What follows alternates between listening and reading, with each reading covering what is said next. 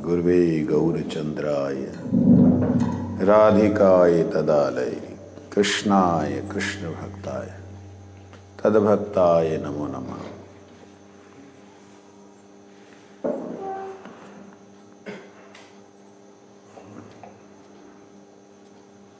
हम लोग इस समय ठाकुर जी के निशांत लीला का दर्शन करते हैं, निशांत लीला का चिंतन करते हैं। वास्तविकता में चिंतन ही दर्शन है।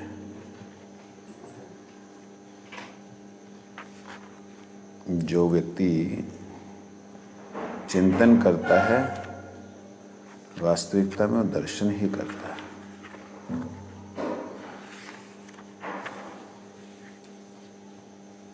चिंतिते चिंतिते है, चिंतन करते धीरे धीरे जीव भगवान की लीला में प्रवेश भी कर सकता है।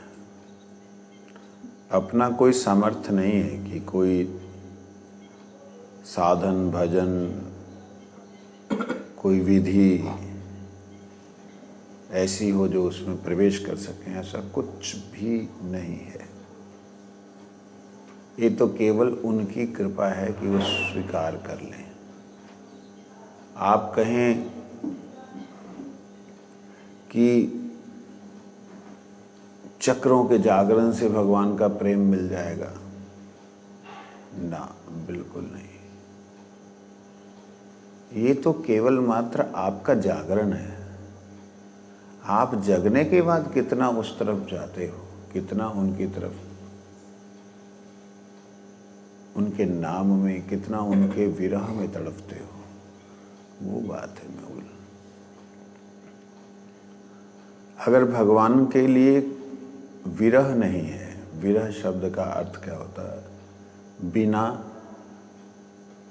उनके बिना ना रह सके, रह, विरह, उनके बिना ना रह सके, जहाँ उनके विरह में रह सके, दोनों बातें।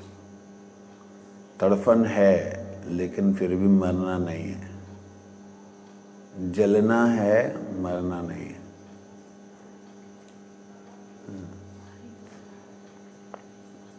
तो इसके लिए यहाँ हम लोग श्रवण कर रहे थे कल को।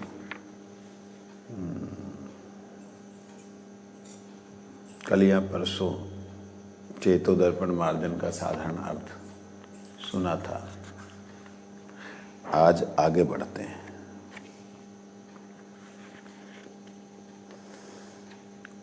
कल हमने सुदीत आश्रित जनार्तिराशय रम्य चिदघन सुख स्वरूपिणे नाम गोकुल महोत्सवाय ते कृष्ण पूर्ण बपुषे नमो नमः। इसको भी सुना, फिर ये भी सुना कि काम क्रोध लोभ से, लोभ को, इनको दमन करने के लिए अष्टांग योग इसका उपाय नहीं है। अष्टांग योग किसे कहते हैं? आप में से मालूम है? किसी को हाथ खड़ा करें। किसे कहते हैं अष्टांग योग? 8 अंगों वाला। हाँ बिल्कुल, बहुत अच्छा। इसे कहते हैं यम, नियम, आसन, प्राणायाम, प्रत्याहार, ध्यान, धारणा और उसके बाद समाधि। ये 8 अंग हैं। कोई भी व्यक्ति है जो भजन करने वाला है, उसको ये पालन करना ही पड़ेगा। फिर क्यों बोला अष्टांग योग से नहीं होगा? भजन करने वाले को ये पालन करना पड़ता है। जैसे यम, नियम, इसमें शमा दमा तपा ये सब तो है ही है। यम होता है व्यक्ति अपने जितने भी बाहर की इच्छाएं हैं, क्रियाएं हैं, उनके ऊपर निग्रह करे, नियम में रहे, आसन पे बैठे। इशारा तो हम कर ही रहे हैं। हम यम नियम आसन प्राणायाम नहीं करते, प्रत्याहार नहीं करते, ध्यान से हरि नाम तो करने पड़ेगा, धारणा तो गुरुदेव के प्रति, वैष्णवों के प्रति, हरि नाम के प्रति बनानी पड़ेगी। ध्यान धारणा समाधि जो है वो तो हमें चाहिए ही चाहिए।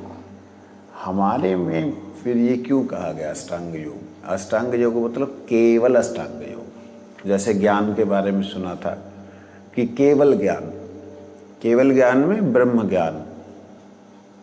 अष्टांग योग में जहाँ रिद्धि सिद्धियों के लिए प्रयास किया जाता है उसे अष्टांग योग, उस अष्टांग योग की निंदा की है। तो भक्ति के बारे में ये है कि भक्ति करने से ये ज्ञान, वैराग्य, योग, अष्टांग योग इत्यादि ये अपने आप ही पालित हो जाते, अपने आप ही इनको ये हो जाते सिद्ध। अलग से कुछ करने की जरूरत नहीं है।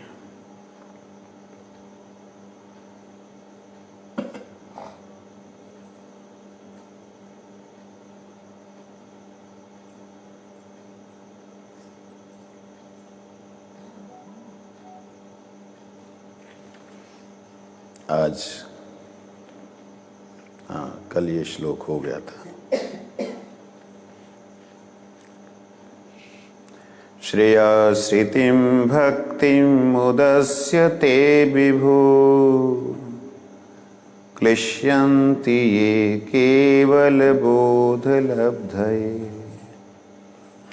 तेषामसो क्लेशल एव शिष्यते न अन्यथा स्थूल तुषावघातिना। ये भी कल सुना था कि खाली थोथे बिना चावल वाले धान को कूटने के बराबर है अगर कोई व्यक्ति भगवान को छोड़कर, भगवान की सेवा को छोड़कर अहम ब्रह्मस्मि सोहम प्रज्ञानम ब्रह्म शिवोहम शिवोहम शिवोहम सोहम सोहम अहम ब्रह्मस्मि ये सब करता है भगवान की सेवा को छोड़ के, कहते हो बिना बात के क्लेश इकट्ठे कर रहे हैं। क्यों? कैसे भाई? उन्हें तो परमानंद मिलता है। ब्रह्मानंद कोई मजाक है क्या? संसार का जो सुख है, स्वर्ग का जो सुख है, उसके बारे में कहते हैं वो सुख एक सुई के नोक के बराबर है। एक सुई की नोक के बराबर। और जो ब्रह्मा आनंद है, ब्रह्म सोहम सोहम शिवोहम शिवोहम, जो इसमें आनंद है, जानते हो कितना है? गाय जहाँ पे कीचड़ में पाँव रख दे, उसमें जो खड्डा हो जाए, उसमें जितना पानी आता है उतना है। बताओ, एक सुई की नोक के बराबर सारे 14 भुवनों का सुख और मुक्ति का सुख कितना श्रेष्ठ है। उसको आप कहते कुछ नहीं है, क्लेश है। कहते हो क्लेश ही है। क्यों क्लेश है? कहते जब अपने मूल स्रोत प्रभु से ना मिलन हो, वो तो महाक्लेश है। उस मुक्ति को तो कुत्सित करते हुए गोपियां आपस में वार्तालाप करती हैं। कहती सखी, कितने दुर्भागे लोग हैं वो जो भगवान की भक्ति में नहीं आए, कर्मों में पड़े हुए हैं, ज्ञान में पड़े, योग में पड़े हुए हैं। कितने दुर्भागे हैं बेचारे। तो दूसरी बोलती कोई बात नहीं, अरे इस जन्म में नहीं तो किसी न किसी जन्म में तो वैष्णव संग होने से हो ही जाएगा। तो दूसरी बोलती है दुर्भाग्य तो वो हैं जो रिद्धि सिद्धियों में पड़ गए। तो तीसरी बोलती है अरे रिद्धि सिद्धि वाले भी कभी ना कभी वैष्णव संग प्राप्त करके, कहते मेरे को तो दुख उनके लिए लगता है जो लोग मुक्ति के मार्ग पे चल के मुक्ति को प्राप्त हो गए। सायुज्य मुक्ति, सायुज्य मुक्ति किसे कहते हैं? युज्य, मिल जाना, ज्योति में ज्योत समा जाना। कहते जो लोग ब्रह्म में विलीन हो गए, मेरे को दुख तो उनके लिए, बेचारों के लिए अब तो रास्ता ही बंद हो गया। तब गोपियां कहते हाय हाय हाय हाय, ऐसी मुक्ति हे कृष्ण किसी जीव को मत देना। बात समझे? तो इसलिए क्लेश बोल रहे हैं। क्यों? क्योंकि ठाकुर जी का दर्शन, ठाकुर जी का स्पर्श, या ठाकुर जी का मुखारविंद से निकले शब्द ब्रह्म, उनका कोई भी अनुभव नहीं कर सकता जीव उस मुक्ति में प्रवेश करके। अब आप देखिए योगी ऋषि कितने महान महान अजर अमर हैं, सिद्ध महापुरुष हैं, अजर अमर हैं। अब उन योगी ऋषियों का एक तो फायदा है कि कभी वो बैकुंठ में घुस जाते, उनको वहाँ भी सम्मान मिलता है। आओ जी आओ, दुर्वासा जी आइए, वशिष्ठ जी आइए, वहाँ सम्मान मिलता है उनको। वहाँ जाके थोड़ा बैकुंठ में लेते, लीला करते। अरे भाई वो तो कुछ अच्छे हैं, लेकिन जो ज्योति में ज्योत समा के खत्म ही हो गए, उनको बेचारों का क्या फायदा हुआ? ये उनको क्लेश बोल रहे हैं। कहते ये थोथी भूसी उन्होंने कूटी। आगे बोलते हैं,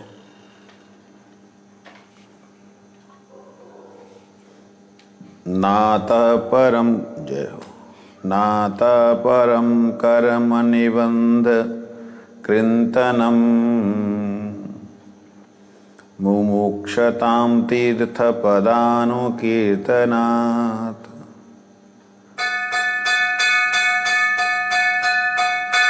नायत्य पुनः कर्मसु सज्जते मनो रजस्तमोभ्यां कलिलं ततो अन्यथा। कहते हैं नातः परमं करम निबंध कृतनम। जो लोग इस संसार बंधन से मुक्त होना चाहते हैं, उनके लिए अपने चरणों के स्पर्श से तीर्थों को भी तीर्थ बना देने वाले भगवान के नाम संकीर्तन से बढ़कर अन्य कोई साधन नहीं है।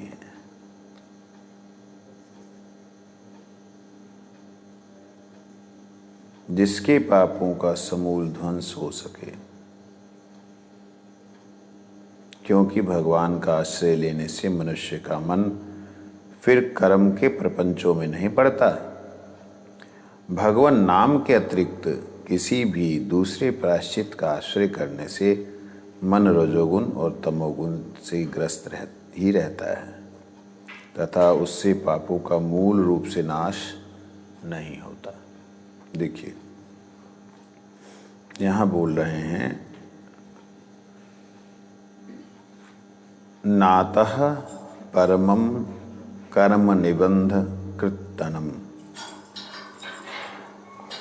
कोई भी कर्म का बंधन जो है वह व्यक्ति का नष्ट नहीं हो सकता।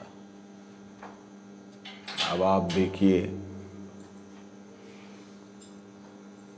हम लोग जो भी कोई कर्म करें, इस संसार में कर्म को कभी नहीं काटता। एक कर्म दूसरे कर्म को काट नहीं सकता। नहीं जी, पाप किया तो पुण्य कर लो, पाप का फल अलग है, पुण्य का फल अलग है, दोनों अलग अलग ही रहेंगे। और कोई भी कर्म ऐसा नहीं है जो पाप पुण्य मिश्रित ना हो। किसी भी पाप में पुण्य रहता ही है और किसी भी पुण्य में पाप रहता ही है। पाप, सबसे बड़ा पाप जीव की हत्या करना पाप है, उनमें गाय की हत्या महापाप, फिर मनुष्य की हत्या और महापाप, मनुष्य में फिर ब्राह्मण की हत्या महापाप, ब्राह्मण में भी फिर सन्यासी को मार डाला, जाओ गर्दन काट दे, महान पाप। लेकिन कितना पुण्य का काम है कि उसी सन्यासी का उठा करके जंगल में फेंक दिया। लाखों कीड़े खा रहे हैं, कुत्ते नोच नोच के खा रहे हैं, उनका पेट नहीं भर रहा। लाखों कीड़ों का पेट नहीं भर रहा, पुण्य नहीं हो रहा,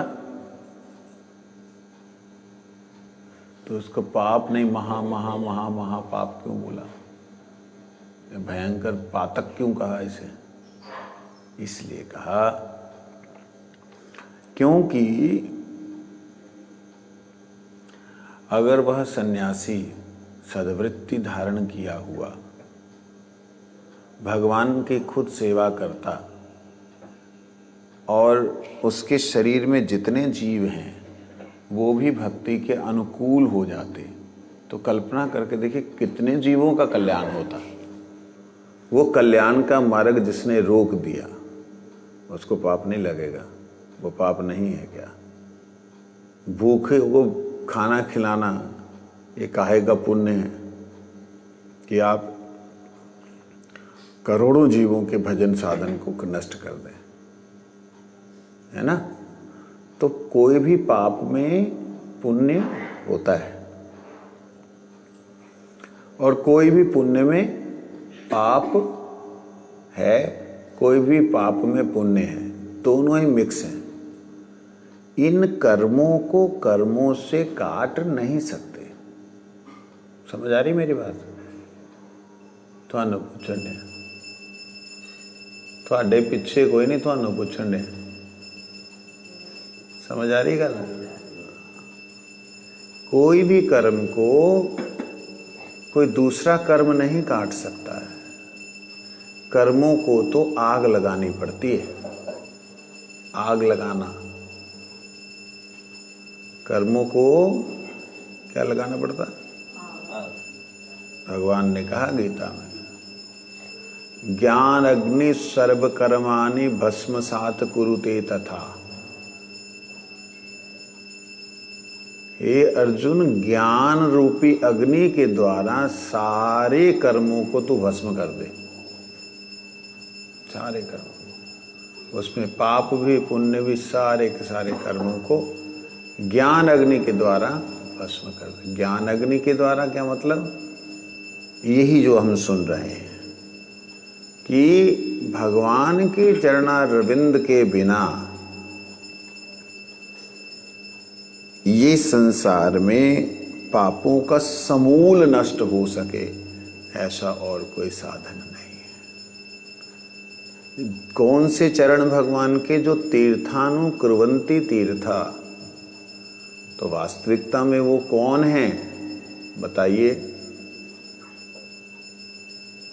क्या बोल रहे हैं? जो तीर्थों को तीर्थ कर दें ऐसे चरण कमल। प्रभु क्या बोला मैंने? जो तीर्थों के साथ चल रहे हैं। तीर्थों के साथ चल रहे हैं, अच्छा।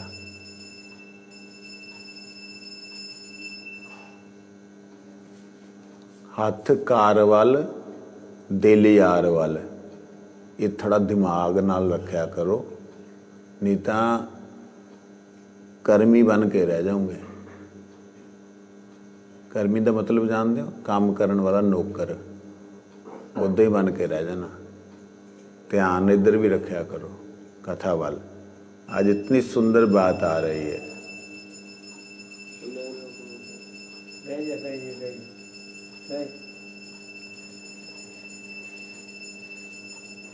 कोई भी कर्म जो है आपको मुक्त नहीं कर सकता।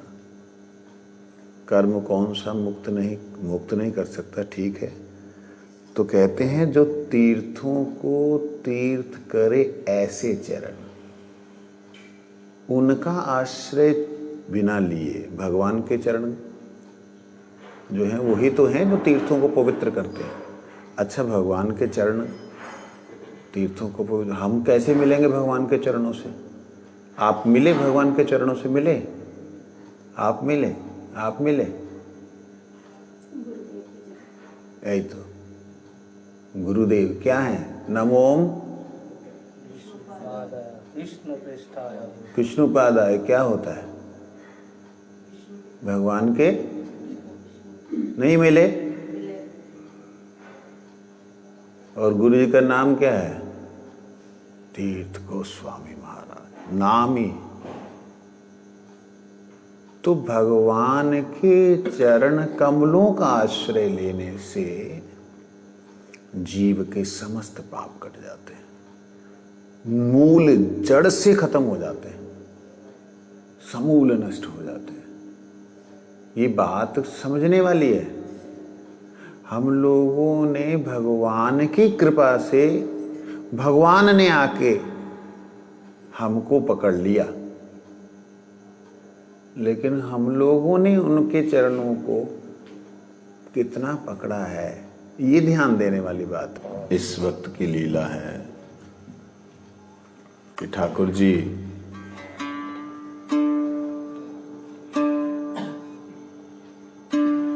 उस बंदरिया की आवाज को सुनना चाहते हैं। जग चुके हैं,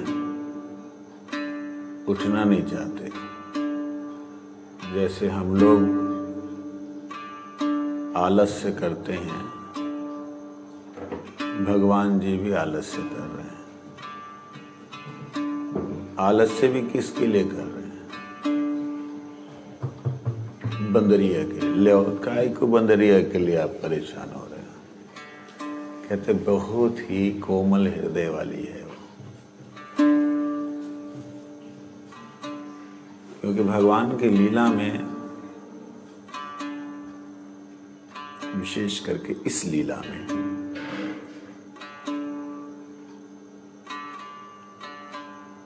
गोपी भाव को छोड़ करके कोई प्रवेश नहीं कर सकता। शिव जी भी रासलीला में प्रवेश करना चाहे तो उनको गोपी रूप धारण करना ही पड़ा। और जानते हो, सजाया पार्वती ने, योग माया ने। योग माया ने जब शिव जी को सजाया ना, केशों को खोल खोल के, खुद ही मोहित हो गई। लाली लूली लगाई ना इधर उधर, कहते हाय राम, इतने सुंदर दिखते हो आप। तो शिव जी कहते हैं हमें आईना हमें दिखाओ तो सही। खुद को देख के शिव जी मोहित हो गए। बड़े बन ठन के चले ठाकुर जी को दर्शन करने के लिए।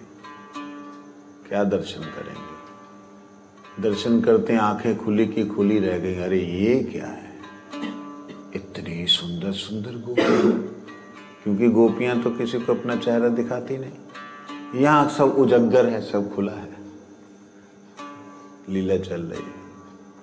देख के एकदम अक्क भक्क रह गए। फिर राधा रानी के चरणों का दर्शन किया शिव जी ने। ठाकुर जी बड़े प्रसन्न हुए, दौड़े दौड़े कहते अरे हरी सखी, हरी सखी। राधा रानी कहते मुझे छोड़ के कौन सी सखी ये आ गई जिसके पीछे दौड़े।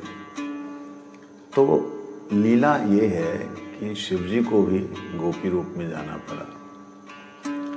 हनुमान जी महाराज ने बड़ी इच्छा की कि राम जी की सीता जी की लीला में प्रवेश कर जाए। नहीं नहीं नहीं, तुम नहीं आ सकते। कहते क्यों नहीं आ सकते? थे सिंदूर है ना ये बेटा, इसकी बात है। तो इसकी बात है, जाके सिंदूर में गोता लगा के आ गए। अब कहते बेटा ये नहीं होता है। तो मर्यादा पुरुषोत्तम की लीला में, मर्यादा पुरुषोत्तम की लीला में ऐसा है, कल सुनेंगे कैसा है।